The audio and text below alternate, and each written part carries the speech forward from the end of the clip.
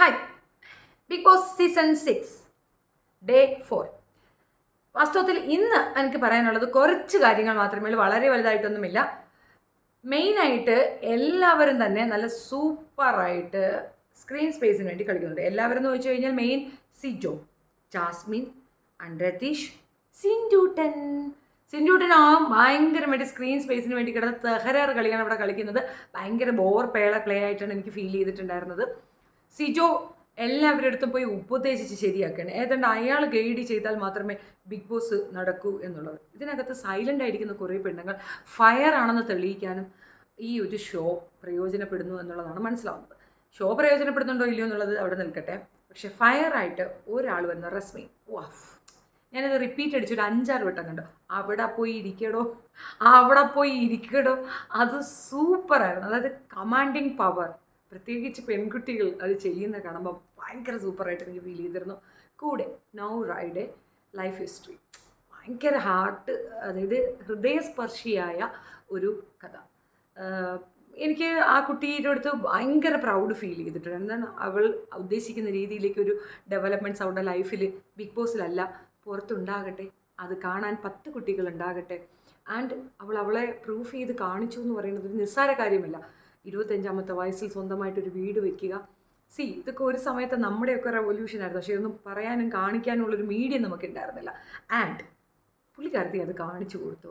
And ഉപ്പായെ convince ചെയ്യിക്കാൻ പുള്ളിക്കാരത്തി കിടന്ന് പെടുന്ന പാട് കാണുമ്പോൾ സത്യമായിട്ടും ഇനി വിഷമമുണ്ട്. ഇത്രയും ബോൾഡായി ചിന്തിക്കുന്ന തനിക്ക് എന്തിനാണ് ഉപ്പ വന്നത് സമ്മതിക്കണമെന്ന്. ഉപ്പ ഉള്ളിൽ അത് സമ്മതിച്ചു എന്നുള്ളതാണ് വ്യക്തം.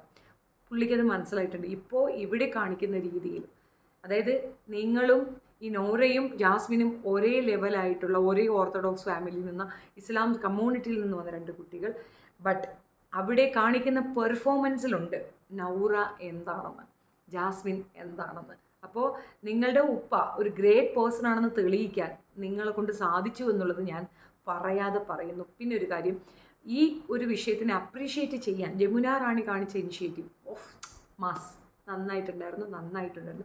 അതായത് മറ്റുള്ളവരെ അപ്രീഷിയേറ്റ് ചെയ്യാനുള്ള ഒരു മനസ്സുണ്ടല്ലോ, അത് ചെറിയതായിട്ടല്ല വലുതായിട്ട് തന്നെ പറയണം. താനെന്തോ സംഭവമാണ് എന്ന് തോന്നുന്ന പല പെണ്ണുങ്ങൾക്കും ഒരു തിരിച്ചടിയാണ് നോറ. അത് കൃത്യമായിട്ട് അത് കൊടുക്കേണ്ടവരുടെ മുഖത്തേക്ക് സ്ലാപ്പായിട്ട് തന്നെ കൊടുത്തു.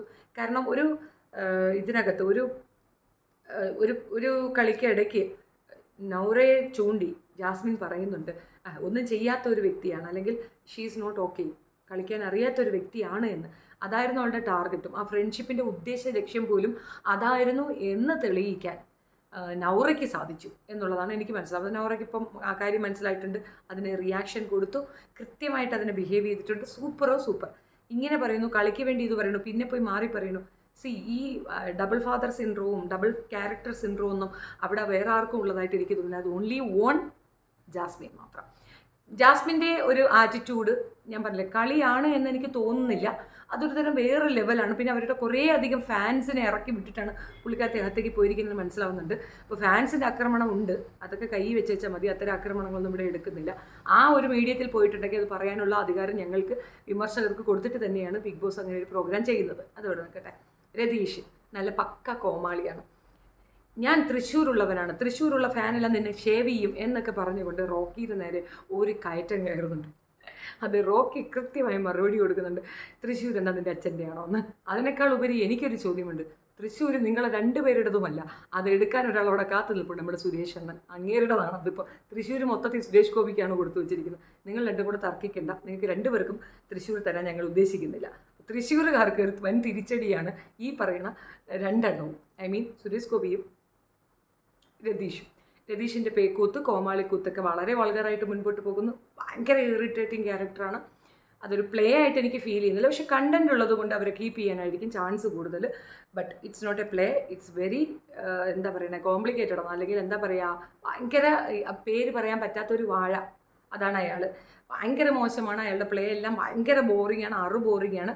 ശ്രീരേഖ കുറച്ച് നന്നായിട്ട് തന്നെ അയാൾക്ക് മെഡിസിൻ കൊടുക്കുന്നുണ്ട്. പക്ഷേ ശ്രീരേഖ അതിൻ്റെ ഇടയ്ക്ക് കൂടെ കുറച്ച് അഗ്രസീവ് ആകുന്നുണ്ട്. നല്ല കാം ആൻഡ് ക്വയറ്റ് പ്ലെയർ ആയിട്ടാണ് എനിക്ക് ശ്രീരേഖയെ മനസ്സിലായിട്ടുള്ളത്. I don't know exactly about her. പക്ഷേ നന്നായി പ്ലേ ചെയ്യുന്നുണ്ട്. ചിലയിടങ്ങളിൽ ഒരു ലാഗ് വരുന്നുണ്ട്, ഭയങ്കര വലിച്ചു നീട്ടി കഥ പറയുന്നത് പോലെ. അതൊന്നൊക്കെ ഒഴിവാക്കിയിരുന്നെങ്കിൽ നന്നായിരുന്നു എന്ന് ഫീൽ ചെയ്തിട്ടുണ്ട്. ആൻഡ് ദെൻ ബാക്കി കുറേയൊക്കെ ആറ്റിറ്റ്യൂഡ് ഉണ്ട്, പക്ഷേ പവർ ടീമിൻ്റെ പവർ എന്താണെന്ന് പോലും അറിയാത്ത കുറേ വാഴകളാണ് എനിക്ക് അതിനകത്ത് ഫീൽ ചെയ്തിട്ടുണ്ടായിരുന്നത്. ആൻഡ് സിൻഡൂട്ടൻ, നമ്മൾ ജിൻഡൂട്ടൻ പറഞ്ഞൊരു കമൻറ്റ്, സിജോയുടെ വായി നാറുന്നു.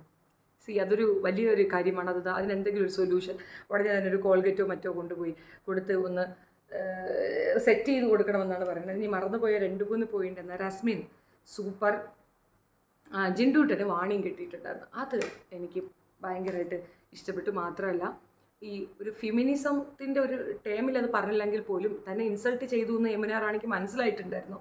അത് നന്നായിട്ട് തന്നെ പുള്ളിക്കാരത്തി പെർഫോം ചെയ്തിട്ടുണ്ട്. അത് മാത്രമല്ല അതിന് തീർച്ചയായിട്ടും ബിഗ് ബോസ് ഒരു എക്സ്പ്ലനേഷൻ ചോദിച്ചിട്ടുണ്ടായിരുന്നു. അത് നന്നായിരുന്നു, അത് ആ പെർഫോമൻസ് ഓക്കെ.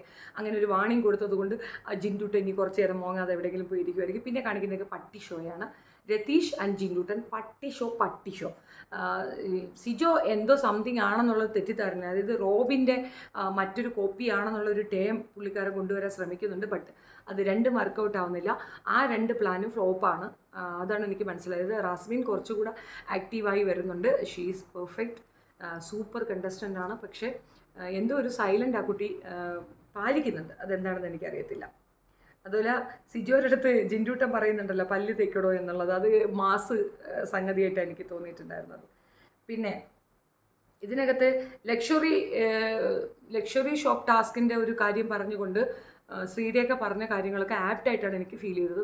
സൂപ്പറായിട്ട് നന്നായിട്ട് പറഞ്ഞിട്ടുണ്ട്. അപ്പോൾ ഈ രീതിയിൽ തന്നെ കളി മുൻപോട്ട് പോകണം എന്നുള്ള മറ്റുള്ളവർക്ക് മനസ്സിലാകാതെ അതിൻ്റെ ഇടയ്ക്ക് റോക്കി കയറി ഒരു ഖണ്ഡനം പറയുന്നുണ്ട്. അപ്പോൾ ആ ഖണ്ഡിച്ച് പറയുന്ന ഒരു സംഗതി പുള്ളിക്കാരൻ സെൽഫ് ബൂസ്റ്റിംഗ് ചെയ്യുന്നതായിട്ടാണ് എനിക്ക് ഫീൽ ചെയ്തത്. ഒരു വീടിൻ്റെ കാര്യവും 7000 സ്ക്വയർ ഫീറ്റിൻ്റെ കാര്യമൊക്കെ പറയുന്നുണ്ട്. അപ്പോൾ അത് ഇപ്പോൾ കുറേ അധികം പേരുടെ വിമർശകരുടെ ഇടയിൽ നടക്കുന്ന ഒരു സൂപ്പർ കണ്ടൻ്റ് ആയിട്ടാണ് എനിക്ക് ഫീൽ ചെയ്തത്. അതിൻ്റെ കാരണം എന്തെന്ന് പറഞ്ഞു കഴിഞ്ഞാൽ ഈ പറയുന്ന വീട് അത് മറ്റൊരാളുടെ വീടാണെന്നും ഇത് ഇയാൾ അവരുടെ വീട്ടിൽ താമസമാണെന്നോ എന്തോ സംതിങ് അതിനകത്തൊരു എന്തോ ഒരു റൂമർ ഇങ്ങനെ കേൾക്കുന്നുണ്ട്. അപ്പം അത് നമുക്ക് ഒന്നും പറയാനൊക്കത്തില്ല. അപ്പോൾ പവർ ടീമുകാരുടെ ഒരു എക്സ്പ്ലനേഷൻ പോലെ പവർ ടീമുകാർ അവരുടെ ഇത് ഉപയോഗിക്കുന്ന ഒരു ടേം ഉണ്ടല്ലോ, അത് ഭയങ്കര ഭീകരമായിട്ട് തോന്നും. നിങ്ങൾക്ക് ആഹാരം തരത്തില്ല, ഈ ഫുഡ് നിരോധിക്കുക എന്നുള്ളത് ഒരു ടേമാണോ എന്ന് ചോദിച്ചാൽ അതൊരു റോങ് ആയിട്ടാണ് എനിക്ക് ഫീൽ ചെയ്തത്. എനിക്ക് തോന്നുന്നു കമ്മിങ് ഡേയ്സിലൊക്കെ അത് കൂടുതൽ വിജിലൻ്റായിട്ട് പിന്നെ ബിഗ് ബോസ് എടുത്ത് സംസാരിക്കുമെന്നാണ് തോന്നുന്നത്. അപ്പോൾ ജിൻഡൂട്ടൻ്റെ ഒരു കംപ്ലയിൻറ്റ് തീർച്ചയായിട്ടും എല്ലാവരും ആക്സെപ്റ്റ് ചെയ്യുകയും അതിനനുസരിച്ചിട്ട് എന്തെങ്കിലും ഒരു മാറ്റം കൊണ്ടുവരികയും ചെയ്യണം. പിന്നെ ഇതിനകത്ത് എടുത്തു പറയാനുണ്ടായിരുന്ന ഒരു കാര്യം എന്ന് പറഞ്ഞു കഴിഞ്ഞാൽ സുരേഷ് ചേട്ടൻ്റെ തള്ളലാണ്. ഞാൻ സിനിമയിലൊക്കെ അഭിനയിച്ചിട്ടുണ്ട് എന്ന് പറഞ്ഞാൽ മതി, അതിന് പകരം എന്നെ ഷാരൂഖ് ഖാൻ കണ്ടില്ല, എന്നെ ഷാരൂഖ് ഖാൻ വിളിച്ചില്ല, അവർ കണ്ടില്ല, ഇതൊരു തള്ളൽ പ്രോസസ്സായിട്ടാണ് തോന്നിയത്. അതുകൊണ്ട് തന്നെ പുള്ളിയുടെ ലൈഫ് ഹിസ്റ്ററി ഭയങ്കര ഇമ്പോർട്ടൻ്റ് ആയിട്ട് തോന്നിയിട്ടില്ല. ഇറ്റ്സ് ലൈക്ക് സ്വയം പൊങ്ങി ആണ് എന്നുള്ളതാണ്. അപ്പം എനിക്ക് തീരെ ഇഷ്ടപ്പെട്ടിട്ടുണ്ടായിരുന്നില്ല. സോ അതുകൊണ്ട് ആ ഒരു വിഷയത്തിൽ അവിടെ അത് സ്റ്റോപ്പ് ഇട്ട്. പിന്നെ പറയാൻ മെയിനായിട്ടുണ്ടായിരുന്ന ഒരു കാര്യം, എടുത്തു പറയേണ്ട ഒരു കാര്യം എന്ന് പറഞ്ഞു കഴിഞ്ഞാൽ ജാസ്മിൻ സ്ക്രീൻ സ്പേസിന് വേണ്ടി ജിൻഡൂട്ടനാണെങ്കിൽ ജിൻഡൂട്ടൻ, രതീഷ് ആണെങ്കിൽ രതീഷ്, ഇതൊന്നും പോരാതെ ഇനിയും കുറച്ചുകൂടെ സ്ക്രീൻ സ്പേസ് കിട്ടാൻ വേണ്ടിയിട്ടാണ് നമ്മുടെ ഗബ്രിയുടെ അടുത്ത് പോകുന്നത്. അപ്പോൾ ഗബ്രിയുടെ പേര് എല്ലാവരും കൂടെ മാറ്റിയിട്ട് ജബ്രി എന്നാക്കി, ജാസ്മിൻ്റെ ജായും ഗബ്രിയുടെ ബ്രിയും ഒക്കെ വെച്ചിട്ട് ജബ്രി എന്നാക്കി മാറ്റുന്നുണ്ട്. ആ കൊഞ്ചൽ, ആ ഒരു ഇത് ഓക്കെ. കണ്ടുകൊണ്ടിരിക്കുന്ന നമുക്ക് പലതും പറയാൻ തോന്നും, പറയുമ്പോൾ വേദനിച്ചിട്ടൊന്നും കാര്യമില്ല.